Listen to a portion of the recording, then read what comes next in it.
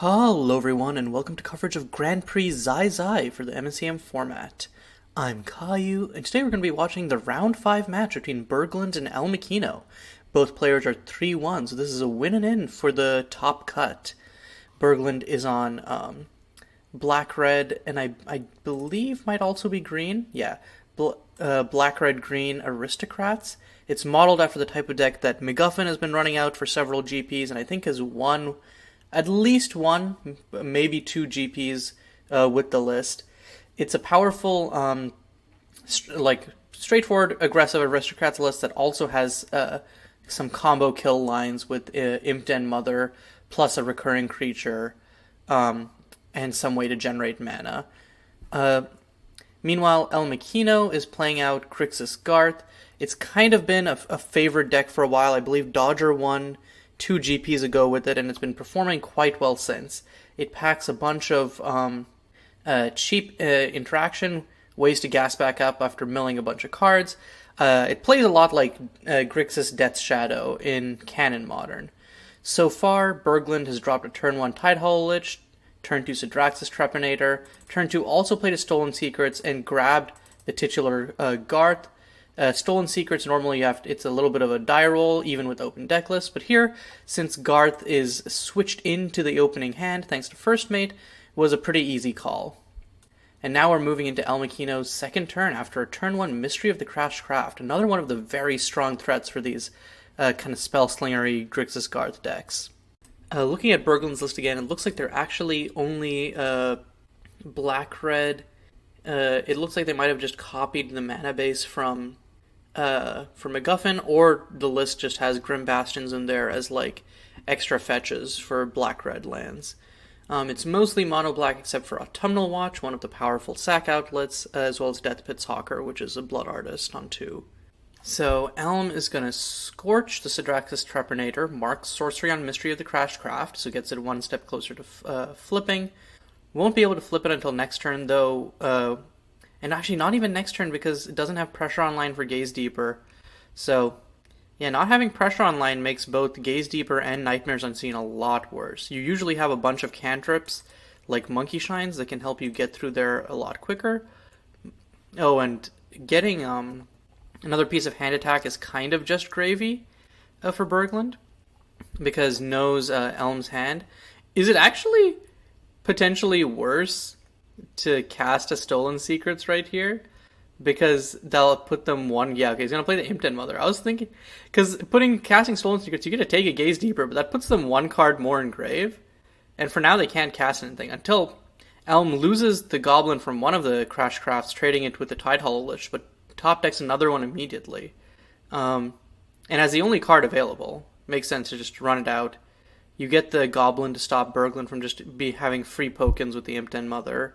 So, on upkeep, Bergland is going to pay the one to make an Imp with Imp Den Mother. Draws into his Volatile Stonework. Not as good here, but it can be good to kill a flipped Mystery of the Crashed Craft, because it flips into a creature. Problem is, then you probably don't want to run it out. I could see running out Departed Evangel and then just going for some face beats. Yeah. Okay, land for Elmikkino. This is notable because can Flooded Depths and then play Nightmares Unseen as just a 4-mana 4/4, which can Stonewall Departed Evangel pretty well. And obviously being a fetch land, putting one more card in grave is great to get closer to pressure for Gaze Deepers. Probably wants like a black-red source here to get double red plus double black for Nightmares Unseen. And yep, just going to run it out non-pressurized. Even non-pressurized, it's quite strong. And that marks sorcery on the second Mystery of the Crashed Craft. And then now, basically any draw for Elmikkino is live, because if they hit like a cantrip or something, Gaze Deeper is online for 3.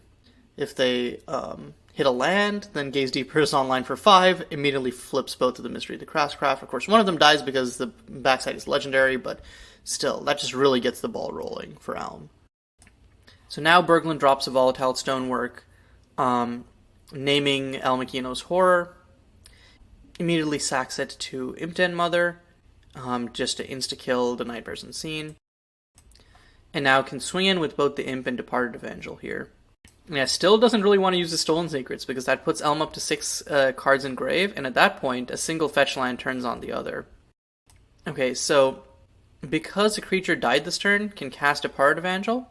So it's actually just going to sack Departed Evangel twice to Imp Den Mother and recast it twice, which normally it would just go life parity that way because your opponent loses 1, you lose 1, but because Elmikkino is at a lower life total, that's a winning strategy.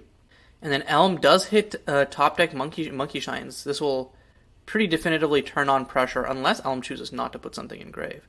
Ooh, chooses not to put stuff in grave is going to just take the Void Flare, and that'll still put pressure on. Void Flare going to be able to kill the Imp Den Mother here. Yeah. And now no point for Bergland to hold back the Stolen Secrets. She just use it to grab one of the Gaze Deepers. Oh, and that actually flips Epsilon because Void Flare is an instant. Suddenly things are very dicey for Bergland. Has to find some way to, pull out a kill here. Vault Keeper is decent, but without, you can't really... Vault Keeper is an artifact creature, so then you can cast Tide Hollow Lich as soon as you top deck another land for its, you can cast it for its Embellish cost at that point. And yeah, now that pressure's online, Bergland's just going to Stolen Secrets naming instant. Yoinks one of the Gaze Deepers, but the other will remain and gas Elmikkino all the way back up. Swings in with both the Imp and the Departed Evangel just to get in some damage here, because if Elmikkino blocks the Departed Evangel, Bergland can just recast it, really. So yeah, Elmikkino's just going to eat the Imp to permanently get a creature off the board. I'm honestly kind of surprised that Bergland didn't opt to just cast Tide Hollow Lich from grave for 1. I know that the Embellish is quite good, but I think that just putting more presence on the board to pressure Elmikkino probably worth it. Okay, Elm hitting another Void Flare. Oh, that's painful. Okay, swings in with both the Epsilon and the Goblin. If Bergland is willing to trade with the Goblin with the Vault Keeper, that's a trade that Elmikkino is pretty happy to take. And then probably just Gaze Deeper, leave up Crumbling Precipice, and then can Void Flare something on Bergland's turn. So yep, Elm is just going to run out the Gaze Deeper, makes a Goblin token because of Epsilon, hits all gas, Void Flare, Cosmic Sinkhole, Scorch. Bergland doesn't know it yet, but is probably dead. No, is definitely dead. You just Scorch face here. No, Scorch is the Vault Keeper. Ugh. I think with Bergland having no cards in hand, you just Scorch face. It's not going to matter because Bergland is going to play the Grim Bat. No, Bergland's going to play the Grim Bastion tapped, because if the Vault Keeper stuck around, would have played it untapped to be able to embellish the Tide Hollow Lich. But yeah, still Bergland is going to take 5 damage on attacks next turn, and then the double Void Flare will clean up. So Elmikkino has this game 1 in the bag. Yeah, and playing out that Grim Bastion main 1, and yeah, so just Void Flare face, and Bergland just concedes. Looking at sideboards here, I could see Seal the Tomb because of how much Elmikkino mills themselves.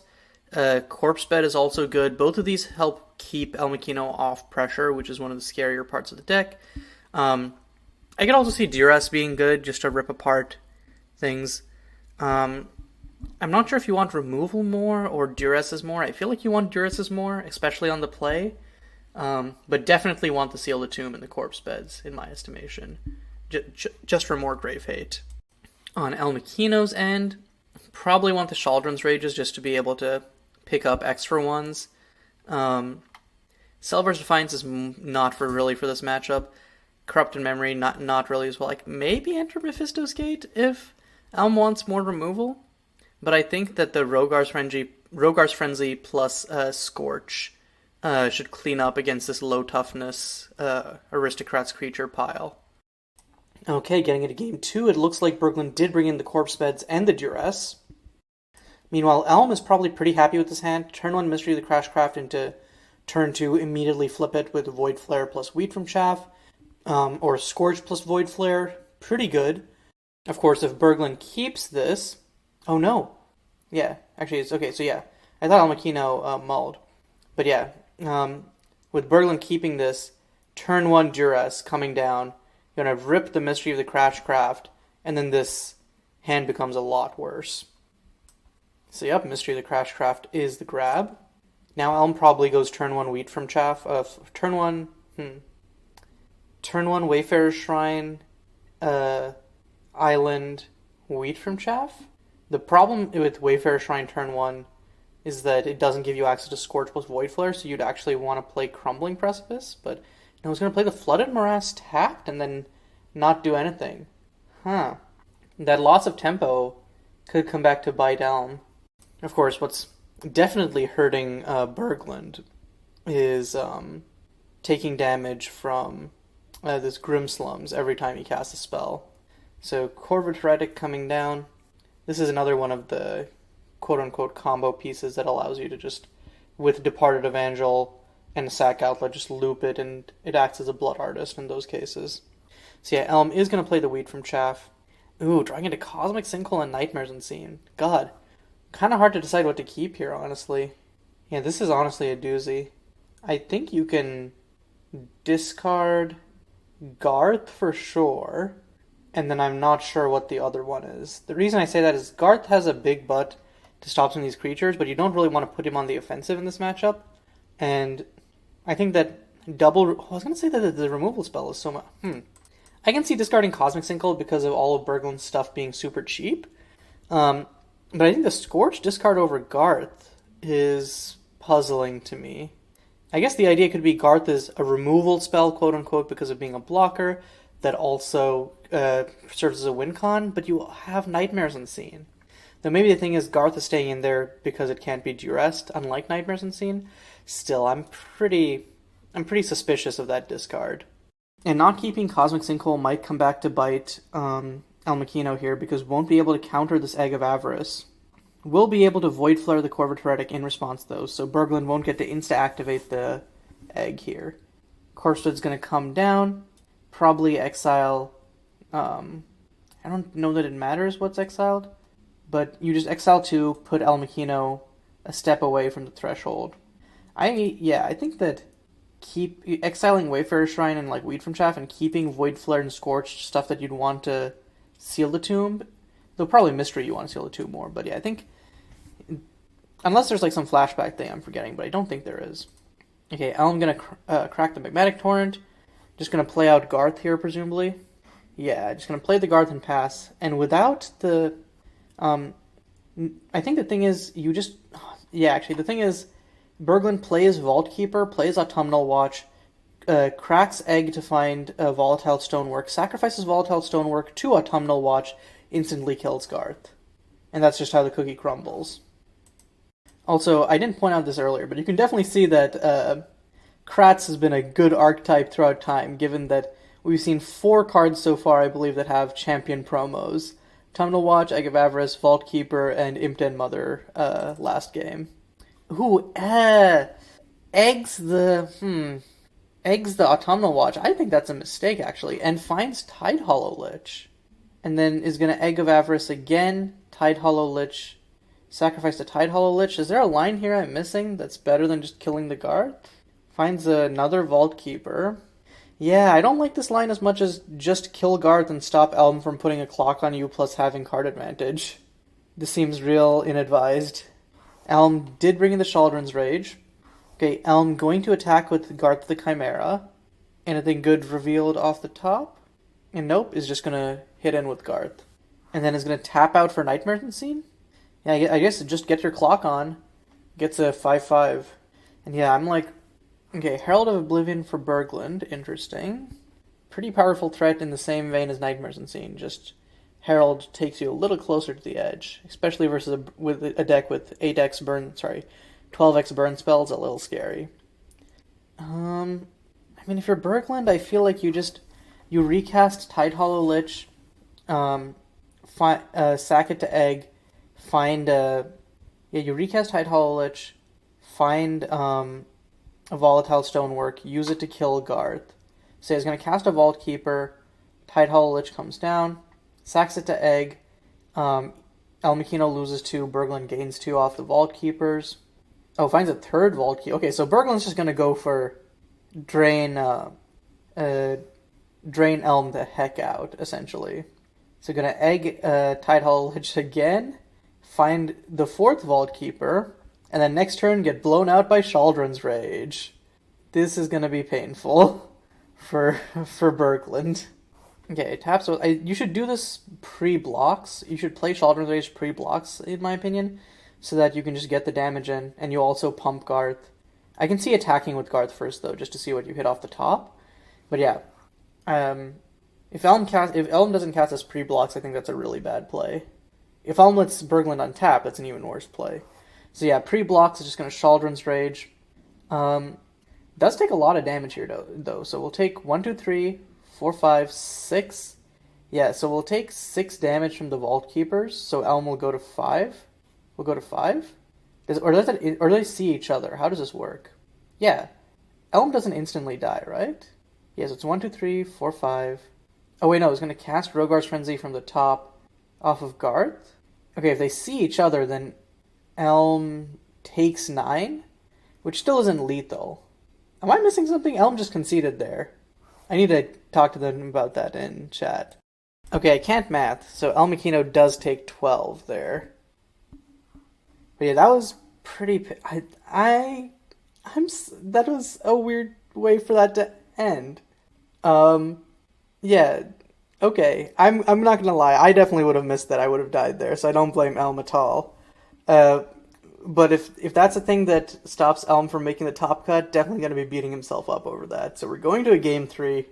Once again, I think this is part of the skill you have to have as a Grixis Garth player is you have to be super skillful and draw Mystery of the Crashcraft in your opening hand. It's a skill. I'm definitely going to keep that and swap in the Garth itself. So Mystery turn 1, Wheat from Chaff turn 2 to dig for something, and then potentially hit an instant and then instantly flip the Mystery of the Crashcraft is pretty good. Meanwhile, Bergland does not have any hand attack here. Does have Tidehull Lich plus Vault Keeper, plus an Autumnal Watch, Volatile Stonework as removal. Pretty good versus creatures, so could definitely take out the Mystery of the Crashcraft, even if it flips early. And the second Vault Keeper doesn't hurt either. So yeah, Bergland just going to drop the Tidehull Lich in turn 1. And, this is actually the 5th champion card that we saw. So yep, Elmikkino just going to run out the Wheat from Chaff, marks a sorcery, draws into Scorch, plus a Wayfarer's Shrine. Unfortunately, Scorch is not an instant, so can't flip the Mystery of the Crashcraft this turn. But we'll get 4 cards engraved, so over halfway to pressure. And with 2 more, I think you actually discard the Murmuring Falls here as one of the cards, and then you discard probably one of the other lands, but then you keep one of the fetchers for sure, because you want to be able to throw that in grave as well when you actually use it to fetch. Actually puts both fetch lands in grave. Yeah, I think that's a mistake for hitting pressure. And the Murmuring Falls is still going to hurt you. You don't have 2 basics. So I think you should have just thrown away the Murmuring Falls there, at least.